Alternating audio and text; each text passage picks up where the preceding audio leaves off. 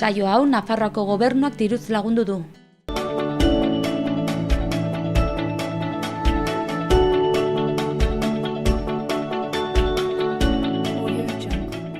Arratsaldeon, zer moduz? Martxoak 2 dugu gaurkoa ostirala eta elkarrizketa bat izango dugu, kolaboratzaile berri bat. Nerea Gamboa nutrizionista dena etorriko da, bere burua aurkeztuko du eta elikaduraren inguruan arituko da. Bere lehenengo saioa hemen izango da, baina esan bezala kolaboratzen hasiko da eta hobeto ezagutzeko aukera izango dugu hemendik aurrera. Horretaz gain, gaur Izaskun Artigasek Iñaki Azkonari, Iruñako Euskara Teknikariari elkarrizketa egin dio, Iruñ herrian egiten den Euskararen erabileraren inguruan eta irrizikloaren inguruan ere. Irrizikloa dakizutenez bezala, hemen askotan emititu egin dugulako, ziklo bat da, antzerki ziklo bat, euskeraz, eta izenak esaten duen moduan, genero humorezkoa. Gaur ere kiriketan hori emitituko dugu, irrizikloaren beste emanaldi bat. Oraingoan From Cork to Kortze Zubi izena daraman bakarrizketa, Barry Barrezen eskutik, irlandarra da, baina euskeraz egiten duen gizonak, eta artearen ibilbidean Fermin Albira artistak fluidez erakusketa egin du Zitadelan eta han egon ginen. Hori saioa bukatzerakoan. Orain, egunero egiten dugun moduan, efemerideekin hasiko gara.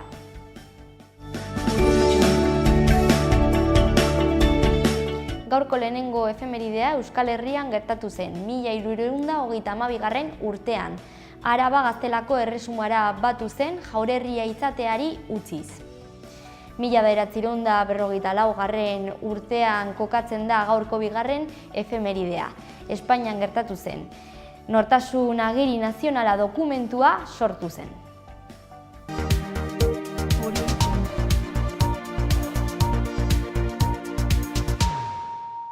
Egin dezagun aurrera gaurko titular nagusiekin Aitziberren eskutik. Arratsaldeon lehenko, hauexek dira gaurko egunak, dizkigun lerroburuak.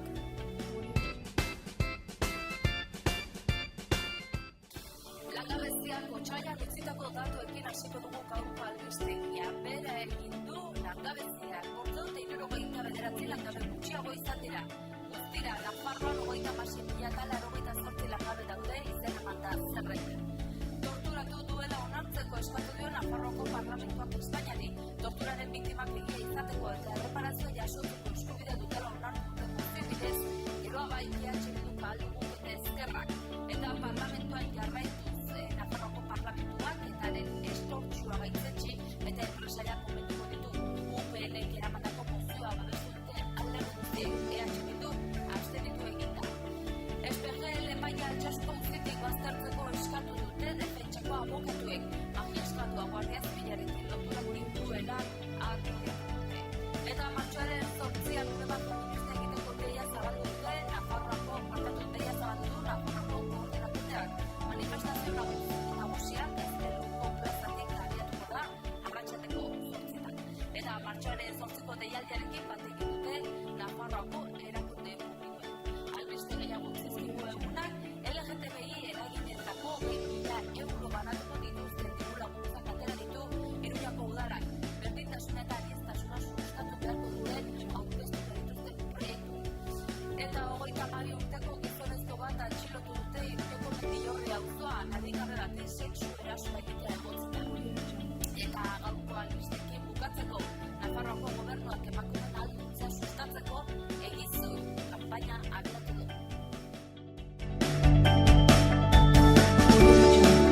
Egunkarietako azalak aztertzeko unea iritsi da, goazen egunero egiten dugun bezala Diario de Navarrarekin. Lerroburu nagusian, Puigdemont alde batera baztertzen da, Jordi Sánchez espetxetik Generalitateko burua izateko. Azaleko argazkian, Golemen egindako Kilian Jornet Path to Everest pelikularen aurkezpenaren momentu bat erakusten da. Azpian izenburu hau irakurri daiteke. Jorneten Everestak Iruña maitemintzen du. Diario de Noticias egunkariko azalean, goikaldean lerroburu nagusian, 2020 urterako Nafarroak berotegi efektua eragiten duten gasen emisioa 20% murriztea aurreikusten du. Azaleko irudian, Iruñeako Suakai ekoizpen musikaleko enpresak antolatutako Raíces deituriko ikuskizuna ageri da. Titularra hurrengoa da. Musika eta solidaritatea erritmo berberarekin ibiltzen dira. Gara egunkarian, letra lodiz nabarmenduta lerroburu nagusian, Puigdemontek ibilbidea errazten du Jordi Sánchezi pasatzen utziz. Azaleko irudian, Egin egunkariaren Hernaniko erredakzioa ikusi daiteke. Eskuinean lerroburu nagusi hau dago. Eginen hondamendian, artxiboa aske baina zorra oraindik arazo. Ea zenolako berriak ditugun hedabide euskaldunetan eta berria egunkariarekin jarraituko dugu. Goian azaleko lehendabiziko irudian, Puigdemont ikusi daiteke eta ondoan izenburu hau dauka. Sánchezi utzi dio Puigdemontek. Azpian, bigarren irudian, Egin egunkariko erredakzioa ere erakusten da berrian eta izenburua Ondare Lizundua dio.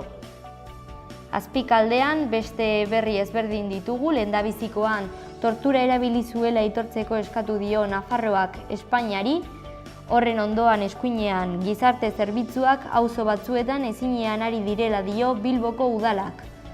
Horren azpian Espainiako Kongresuko gehiengoa prest dago pentsioak KPI-ari lotzeko. Eta azkenik kultura atalean Alejandro Garmendiari buruzko erakusketa gaur irekiko du Kubo aretoak. Euskal Herria Irratiko webgunearekin amaituko dugu. Goikaldean ezkerraldean langabeziak bera egin du otsailean, 579 langabe gutxiago izan dira. Eskuinean beste eduki bat dugu. Katakrak liburu dendatik izanen da Euskal Herria Irratiko goizeko saioa. Beherago ezkerrealdean jarraituz, Altsasuko gazteen abokatuek espejel epailea kasutik aldentzea eskatu dute. Eskuinean LGTBI eragileentzako 20.000 euro banatuko dituzte diru laguntzak atera ditu Iruñeako udalak. Eta azkenik Nafarroak Espainiarekin duen hitzarmen ekonomikoaz arituko dira gaur jardunaldietan.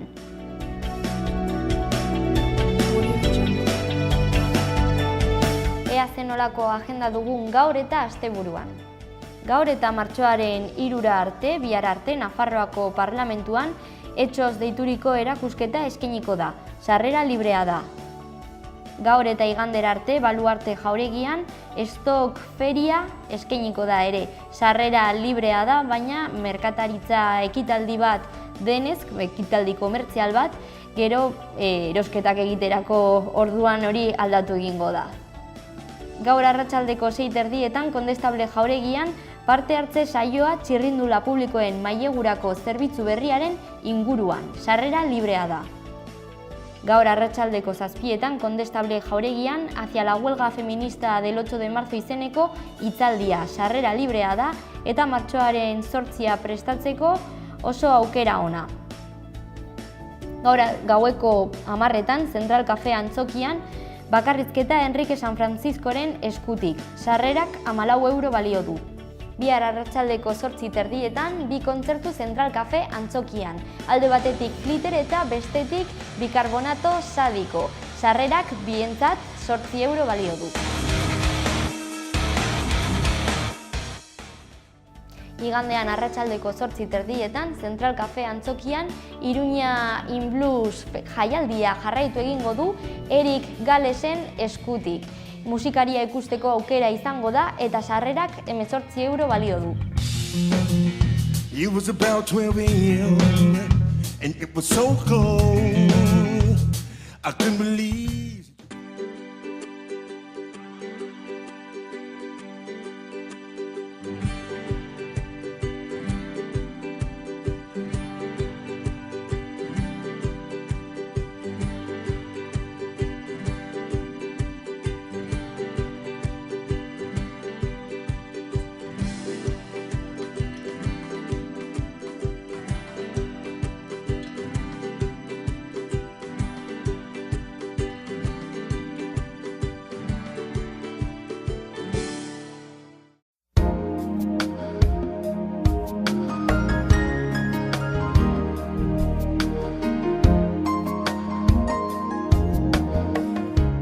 Hodeiak eta ostarteak goizean eguzkitsu egongo da tarteka. Arratsaletik aurrera lainoak ugarituz joango dira, zerua oso lainotsu geratuko da eta gauean zenbait tokitan euri txikia egingo du.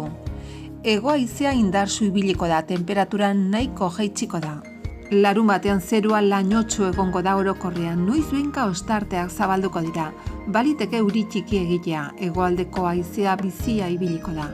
Temperatura gutxi igoko da. Igandean giro nahasiagoa eta euria, haizeak ez du aintzineko egunetako indarrik izango, baina hala ere giro epelarekin jarraituko dugu. Egun osoan lainoak izango dira nagusi eta euria egiteko probabilitatea handiago izango da, egunaren lehenbiziko partean eta gauean.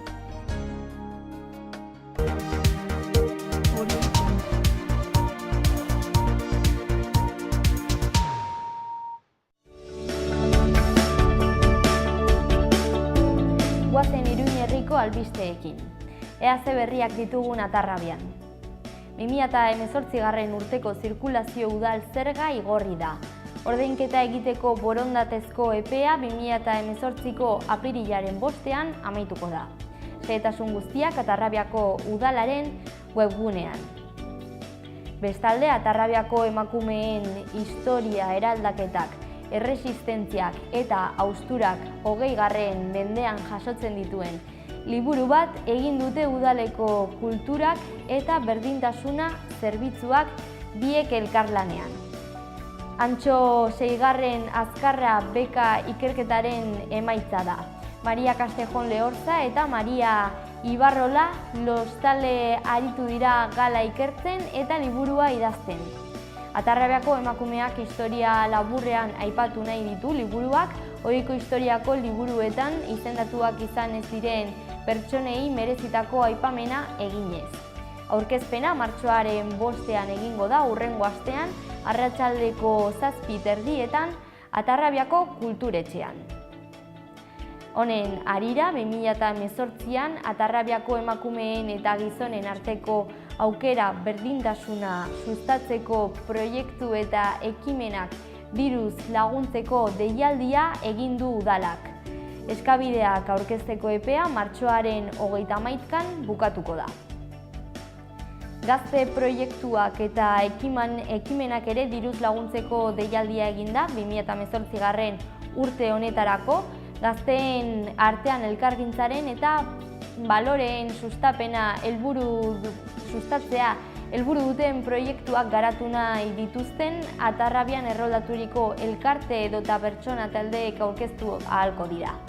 Eskabideak martxoaren 31an, eskabideak aurkezteko epea martxoaren 31an ere bukatuko da. Iruñarekin amaituko dugu. Iruñak emakumeen nazioarteko egunarekin bat egingo du pintura eta argazki erakusketa banarekin. Mahai inguru bat ere antolatu du gaur arratsaldean, dokumental baten proiekzioa egingo da ere eta martxoaren 8ko mobilizazioarekin ere. Aniztasunaren ganako errespetua eta berdintasuna bultzatzeko helburuak dituzten proiektuak finantzatzeko udalak LGTBI kolektibo ezberdinei 20.000 euroko diru laguntza eman die. Flauta eta gitarra instrumentuekin musika popularra eskainiko duen kontzertua izango da gaur arratsaldean Iruñeako Kondestable Jauregian. Arratsaldeko 7:30etan izango da eta PAM kontzertu zikloa itxi egingo du. Bihar larunbatarekin San Jorge Zibiboxean, Hodei Magoak ilusioaren indarra izeneko ikuskizuna ikusteko aukera izango da. Magiazko emanaldia izango da, umeei zuzendutakoa eta euskeraz. Asteburu honetan, gaur ostiralean dagoeneko gaudelako, asteburu honetan sabierraldiak hasiko dira eta horretarako Iruñeako udaltzaingoak hiriko irteeretan seinaleak jarriko ditu, konkretuki Sadar eta Tajonar kaleetan.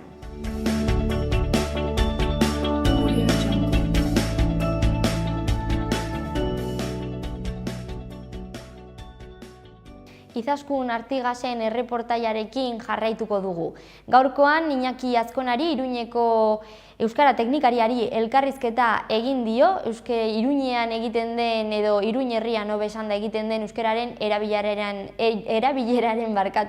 inguruan eta baita irrizikloaren inguruan ere. Orain kultural horreko euskara kultur teknikaria, izendapen hori, kultur teknikaria eta euskal kulturaz, euskaraz garatzen diren ekitaldia ez horrela arduratzen dena, hori izango da. Justu hori azpimarratzekoa da, zeren justu aurreko urtean bereixe egin da hemen hizkuntza politika eta euskarazko kultura.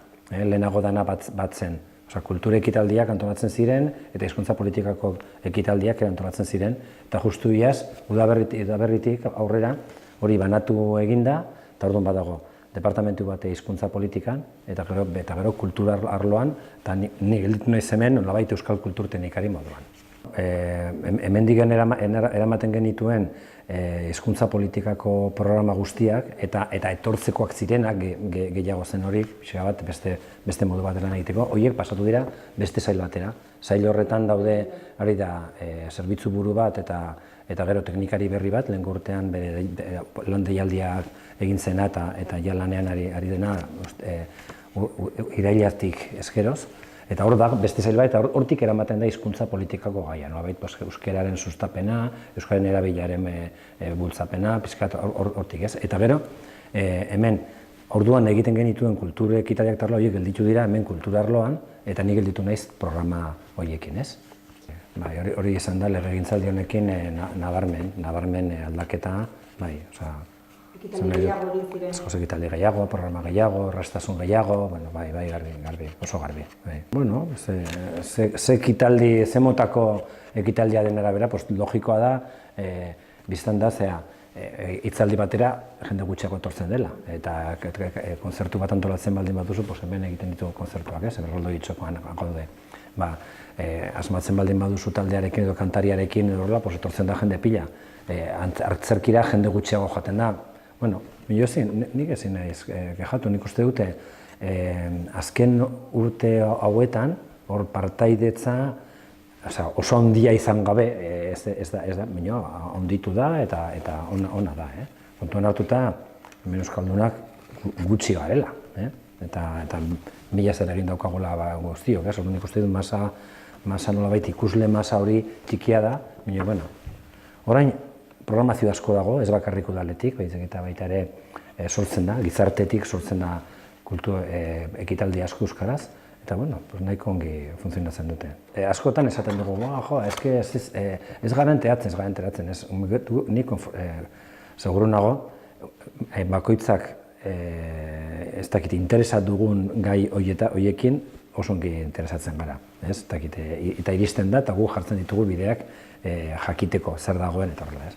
Gero, horretaz gain, bai ditugu gure, egiten ditugu eskurriak eta banatzen ditugu, sarea erabiltzen dugu asko, eta nik uste dut, oro har, egunkariak eta pixka bat jartzen dugu, badugu aparato bat, eta jartzen dugu ekitaldi gehienekin, zer gertatzen da, igual, batekin asmatzen duzu eta joaten da jende pila bat, eta besteekin ez duzu hainbeste asmatzen, edo agian, aldez aurretik bagenekien, jende gutxi agertuko zela, baina ez du balio esatea, jendea ez da enteratu duke, jendeak oso ongi daki zer non doen interesa eta bilatzen du informazioa, eta hortaz informatzen da. Gazteak sareak erabiltzen dituzte, baina bere sarea, gazteak jotzen du bere mundua egitera eta beste munduaz pasatzera, nik eta hortan dago, ez? Agian hori da, bere munduan egoteko modua, bere modua horrelakoa da. Eta, zailagoa da. Ikusten dut, hezkuntza askoa garatu dela, biztanlegoaren eren batera iritsi da, Nafarroa osoan, nartzen duzu, erberaldean eta horrela gutxi, igoaldean, iparraldean ja dena eta Iruñan, erena baino pizkat gehiago da, eta gero eta kalidade gehiago egiten da, eta horrela, hori ikusten dut, euskararen aldetik, Euskararen aldetik ikusten dut, han bertan hezkuntzaren bidez jasotzen dugun hizkera da, oso hizkera akademikoa askotan eguneroko bizitzarako gazteari ez diola, balio ez diona, ez da? Eta, hor dago, hor gero, ikusten dut Euskaldun asko sortzen dela, eta hezkuntzak egin du bideo eta ari da egiten, bide oso paroa, euskararen gaian, gure arazoak dauzkago, erabilerarekin eta hizkuntza akademiko horretan, eta horrela, ez? Garbi dago, gaztek, benetan euskaldunak ateratzen diren gazteak dira, hizkuntzaz gain, etxetik ere jaso egin dutenak, ez? Eta alde horretatik, ari gara ikusten ere, ikerketetan eta horrela, hizkuntzaren bidez euskaldundu den gaztea, agian ez du asko erabiliko bere eguneroko bizitzan euskara horrek ez dio gehiagi balio, orogar, denetarik dago, baina orogar ez dio gehiagi balio, eta beste kontzientzia hundirik ere ez du, eta arrestasunetan joezkeroz euskararen erabilaren galera dago, ez? Baina normalean horiek, gero proporzio handi batean, bikoteak egiten dituztenean, familia egiten dutenean, horrela, horiek erakusten dute euskara, eta orduan ja, ematen den zera, euskararen ikasketa ikasketa naturala da, ematen dena, ez? Guk, pesatzeko ikastolarekin ja dena konpondo da, bakigu ez dela konpondo. Beste maila bat, eta ez bakarrik beste maila bat, beste 1000 programa eta beste 1000 gainkizun egin behar da, eta behar da, ez? Baina, hor dago. Zenbat gaztek sartzen direla lanaren inguruan, horrela sartzen dira euskarazko zirkuitoetan, eta orduan berreskuratzen dute hizkera hori, baina egia da. Baina, zu kontuan hartu behar duzu, Iruña, orain dela, nik ez dakit, gu gazteak ginenean, 40 urte, 50 urte, ez zegoen euskaldunik. Egin dugun bidea handia da, orain ere oso porcentaia txikia gara, hau da, oso bide ez dakit luzea, eta nahiko zaila, ezin diogu eskatu bat-bateko fruituak ematea. Jakin behar dugu bidea luzea dela. Nahi baldin badugu, fruitu horiek gizarte mailan, ondorio horiek gizarte ondorioak izatea, eta ez ondorio norbanakoen gana, hor bai badagoela fruitua, ez? Jende askok ikasten du, jende asko lan egiten du euskeraz, erabiltzen du, hori bai. Baina gizarte mailan aldaketak askoz ere polikiago joaten dira. Instituzioak, beraz, osasungintzak funtzionatzen du gaztelaniaz. Baina normala da. Hemen gaude oso gutxiengo ondia. Gaztelaniaren nagusitasun osotik ari gara pixka pausoak ematen, orduan prozesua poliki, ez diogu eskatu behar eman ezin duena, garbi dago. Nik uste dut Iruñean erenka funtzionatzen dugula, eta maila politikoan, maila identitarioan, hizkuntzan, eta horrela pixka bat, eta oso zaila, gutxienez, etorkizun nik uste luze batean, iristea osotasun horretara, oso zaila. Nik uste behar duguna, gauden euskaldunok nolabait izatea bidea euskeraz funtzionatzeko, harremanak izateko, administrazioarekin euskeraz egin ahal izateko, osasungintzan, ez dakiz zer, bilatu behar ditugu bideak nolabait hori gauzatzeko, baina pentsatzea gizarte osoa izango dela euskalduna balako epe baten ez dut uste. Irrizikloa da, irriziklo 10, jartzen du, 10, 10. Ediziora iritsi gara, eta hau da, nolabait, justu, jendean irriz jartzeko, jartzea helburua duen programa bat, ez? Zer dago irrizikloan? Badaude clown numeroak, bakarrizketa umeretsuak, baina bakizu humorea eta kritika eta ez dakit, loso lotua dago, baita ere sufrimenduarekin askotan, hor dago, nolabait denetari dago, pixka bat, dana da doinu humoristiko batean. Hemen badaude, behar da antzerki txikiko edo formatu txikiko antzerkiak emango dira, bihar izango dugu, erdi bakarrizketa, erdi antzerki bat, bakarrizketak egongo dira, klaunen emanaldiak, bi alditan egongo da klaun bakarra, bere neskak izango dira, gero antzerki obra formato handikoa egongo da, bai, txalo taldearekin, magia izango dugu, magia, humorez egina. Pixka bat, kontua zen, ekartzea ziklo honetara nolabait, hort irrigarriak sortatu daitezken ekitaldiak, hortik zehar daudenak, eta jendea jarri euskararekin eta irriz. Hori ostiral honetan, bihar, igual aipakatuko, bihar dago Ni alazu ditzen da gora, eta Joseba Usabiaga, infamatu egin zaiguna orain handia pelikularekin, eta Iñaki Santosek egingo dute. Halako antzerki formatu txiko zea bat, ez? Eroetxe batean gaude eta musikoak egiten du terapia musikalak edo horrela, eta horren inguruan musika badago, eta badago eroetxea eta ero bat. Eta gero, asteazken honetan, eta, ez dugu esan, ekitaldi guziak, ostialekoazik, egingo direla Nafarroko Antzerki Eskolan, arratsaldeko iluntzeko 8:00. Orduan biharkoa da, Antzerki Eskolan, San Agustin kalean, baina ostiralekoa izango da Kondestablearen jauregian, han bertan izango den bakarra. Eta izanen dugu Fronkork tu Kortezubi. Barri barrez, hau da Barri Manley deitzen den irlandar bat, irlandar euskalduna, oso euskalduna, eta ez da lehen aldia etorriko dena pixkat irriziklo honetara, baina aurreko ekitaldian, bere saioan, kantatu zuen gaelikoz, mintzatu zen gaelikoz, ingeleraz, euskeraz, hori izango da, 8:00, ostiral honetan, Kondestablearenean. Justu bukatuko da, aste santuaren astearte horretan, aste santu aurreko, etengabe egiten ditugu. Badaukagu urte osoa sailkatua, egia da, gero eta ekitaldi gehiago egiten dela euskeraz, udaletxean bertan modu zeharka antolatuta, adibidez, egun hauetan, hor ekologia sailak kudeatuta eta antolatuta, izan ditugu Soto eta Bersolariak izan ditugu hor monasterio zahar horretan, eta ekitaldi asko, hitzaldiak, liburutegietan antolatzen dira ipuinaldiak, ipuinkontaldiak eta egiten dira euskaraz. Hor badago gauza asko lehenago, ekitaldi guztiak euskaraz egiten zirenak gutxi ziren eta egiten genituen denak hemendik, gutxiago, ez ziren gutxi.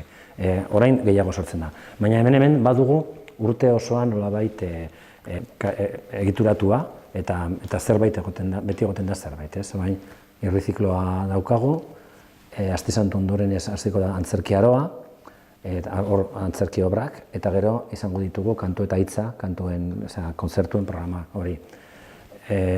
Tartean, hilero, badago aur programazioa euskeraz programa hori egiten da hilabetean bitan, Ziboxetan, mendik antolatzen dugu, eta gero hilean behin, Nafarra Tenoriarekin batera antolatzen ditugu errezitaldiak, kantaldiak, hitzaldiak, mainguruak, hori normalean Zibox saretako lokaletan, ez?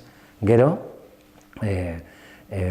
udazken aldera, iaz egin genuen lehendabiziko aldiz Garaikide programa, uztartu nahi izan genuen programa horretan bereziki helburu garaikide duten zenbait ekitaldi, zenbait arte ekitaldi, musika, performance, dantza, antzerki, pixkat hori egin genuen iaz nahiko ongi atera zen, eta aurten errepikatuko dugu, eta gero daukagu bersoaroa, udazken aldean, eta bersoarekin ondan ere bai antzerki aroa, eta baita ere hor programazioa, eta pixkat urte osoa dago egituratu horrela, hori eta horrekin jarraituko dugu.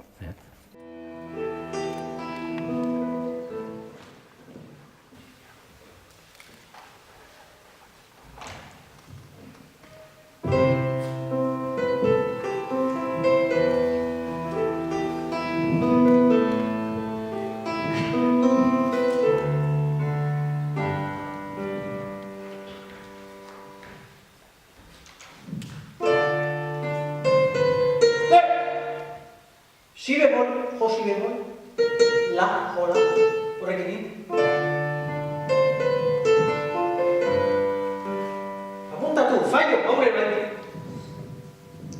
oso ondo, arrazoia dezu. Noski arrazoi dugu da.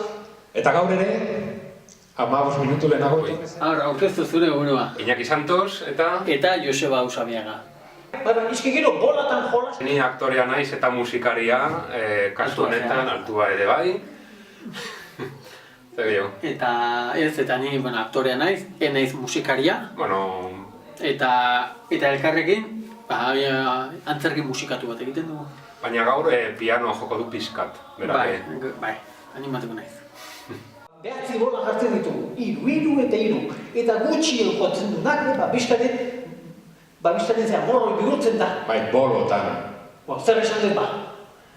Eta morroi zer egin behar du galtzen duenak? Morroi ezer berezirik ez, oea egin. Besteen oea egin behar du, egunero. Eta bero egiten badu, abaniko hasten du, hotza egiten badu, bazea kafetxoa. Bueno, nik hau idatzi nuen, oindala urte eta zehozer, eta nik betidanik egin nahi izan dut antzerki musikatu bat, eta idatzitan eukenen orduan kontatu nintzen,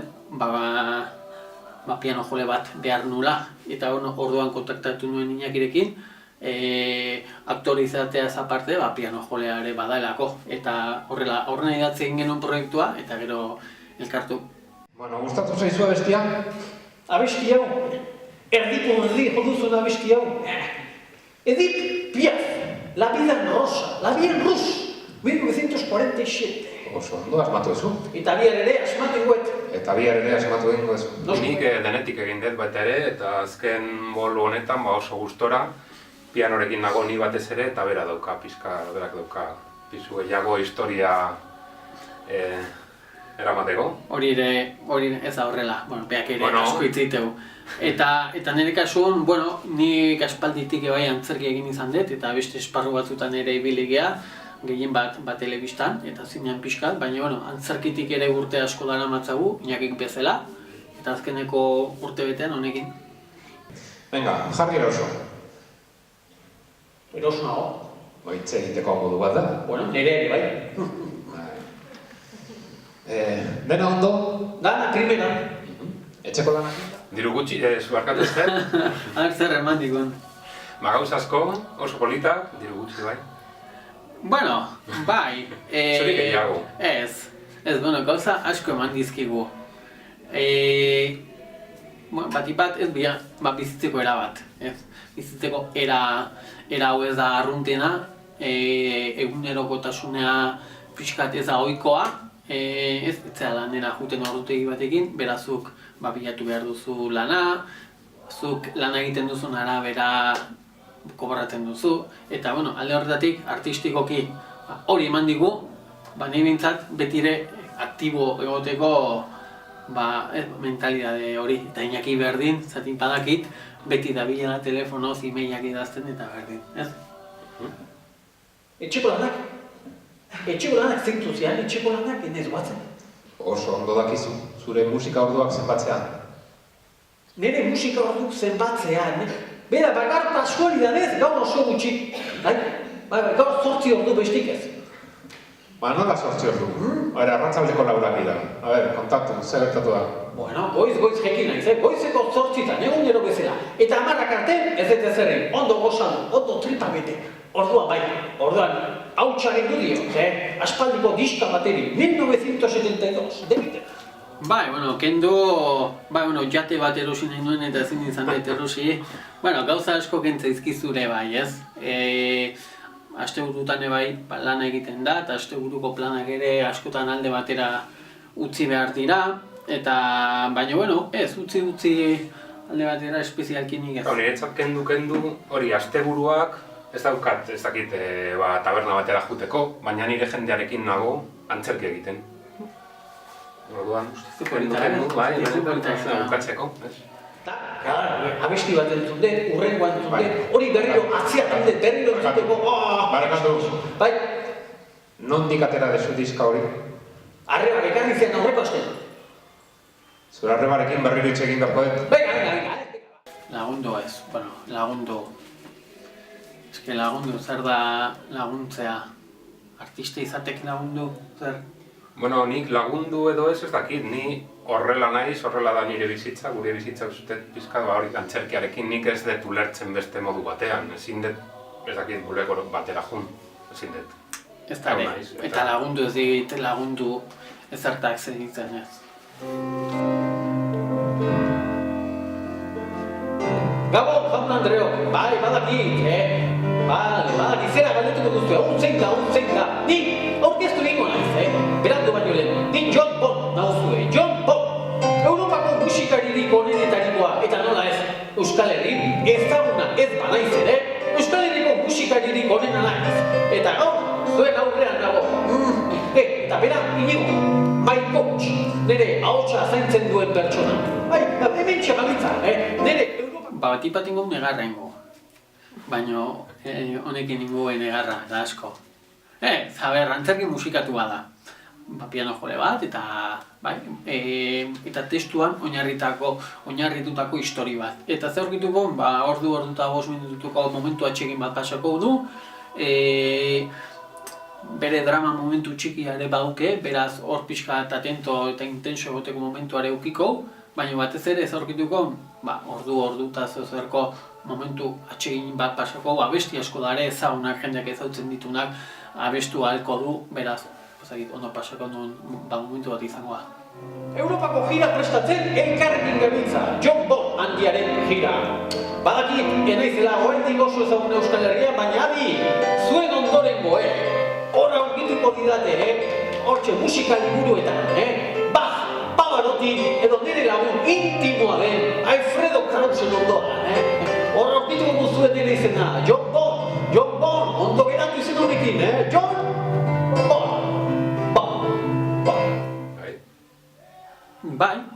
Bai, ni aurretik ere izan naiz, irriziklontan, oindala 2 urte eta aurretik ere hemen egon izan naiz, irrizikloan, beste antzeslan batzukin, ezautzen nun tokie, oso toki atsegina eta goxoa da, eta zikloa guirikitzea, zaitu oso ondo da.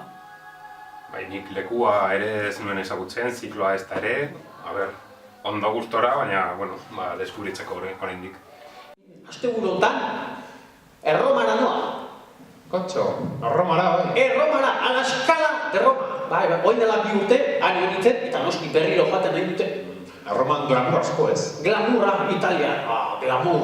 Lagun italianak inbitatutut. Italiar pila bat inbitatut, hortxe, primera fila inbitatut. Edonori, nik uste 10 urtetik gorako edonork jarraitu dezakela historia hau.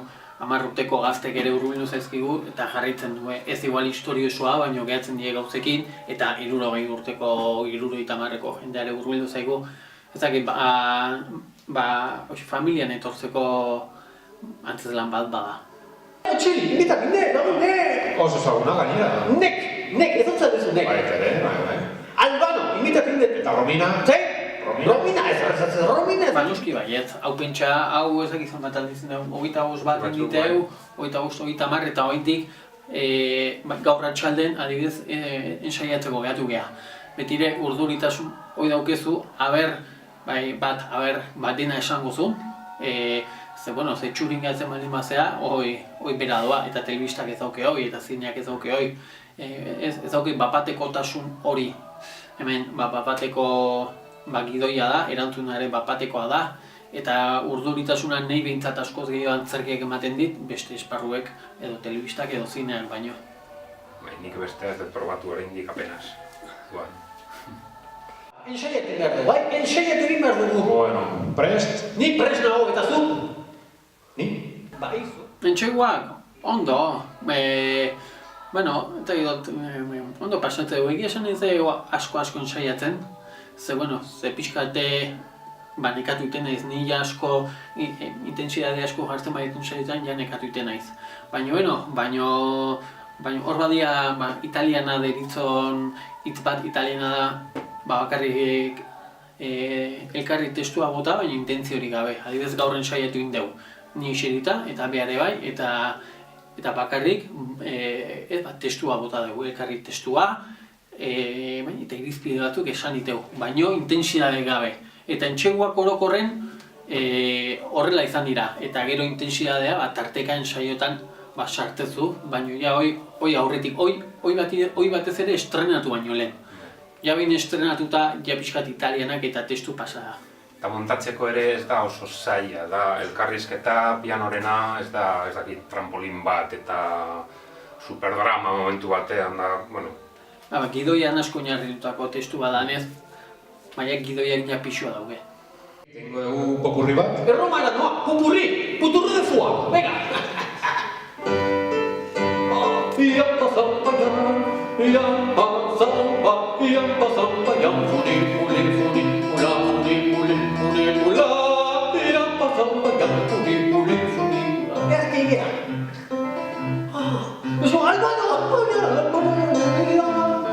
Es un viaje lejano, mano con mano, la felicidad. Es saber que mi sueño ya tiene dueño, la felicidad. Albano, esta va por ti. Oye, tarante la matemática. Roma, escala de Roma. Etzi, escala de Roma.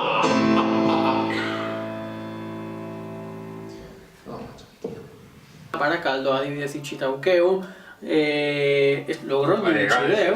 Nire azuk gaur justo, ez? Eta Logroño itxi deu, hain dela gutxi behak itxiula. Beraz, bueno, egia da, ez gehala emanaldiko turra ez dugu egiten urten zehar, baina urten zehar, 35 bada eta zifra politxe da. Baina, urrengo hilabeten nunengo behan, enez zazkik batzen.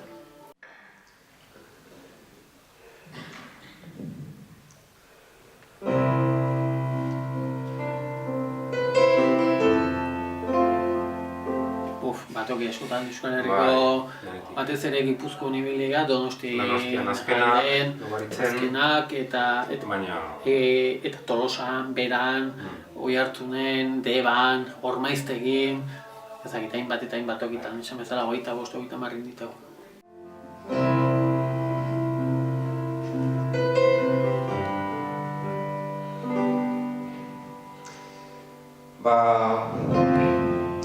Bera Jon Arrutina. Oso txarra. Bai. Denetatik botei gue, konzeptu hemendik etorri zaten bidetik, eta horrelako hitzak haitu behar izan ditu, baina, bueno, bestela ondo. Ondo! Horretik esateet eta jenden erantzunarekin baino mintzak gehatzen naiz. Eta badakit zer funtzionatzen duen, zer kendu behar dan, zer gehitu behar dan, hau sobratzea, hau ez, estrenatu genunetik oain arte antzezlana desente aldatu da. Zeratik ikustezu, zuk pentsatzezu honek funtzionatu ezakela, baina hainbeste funtzionatzen eta alrebes, igual importantzia ematen ez zenion gauza bat esplotatu itezu. Beraz, antzezlanak horretarako balio jendeen harrera hori hartezu, harrera oso nahi izan da orokorrean, eta jendearen harrera hori eta parrak eta itituzu urrengotan esplotatu eta berriro sartu. Eta hau da bere psikiatrikoko musikagela. Berak pentsatzen du Jon Mondela, musikari oso famatua eta Europan zehar dagoela bere kontzertuak egiten. Bai, biok, baina elkarrekin ez. Elkarrekin, hontan gabiltza, ingo deu lana. Ingo deu lana etorkizunen, baina nila beste pare batak gauzakin nabil. Gure zirkoa izeneko zirko bat ere montatu dugu, Euskal Herri oson giratzekoa, udaran, eta behar bai, bere... Mila gauzak dena batera. Genetik. Pastillak hartu behar ditu. Baina ez du nahi. Eta ezin dugu behartu.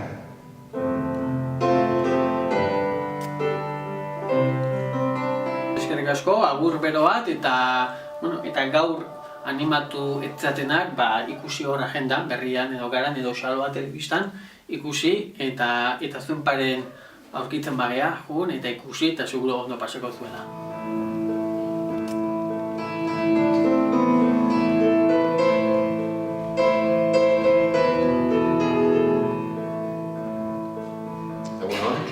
Bai, egunon. Segi, Josen, segi. Ondo zaude? Erki, segi, Josen, bai, segi. Batxinatu.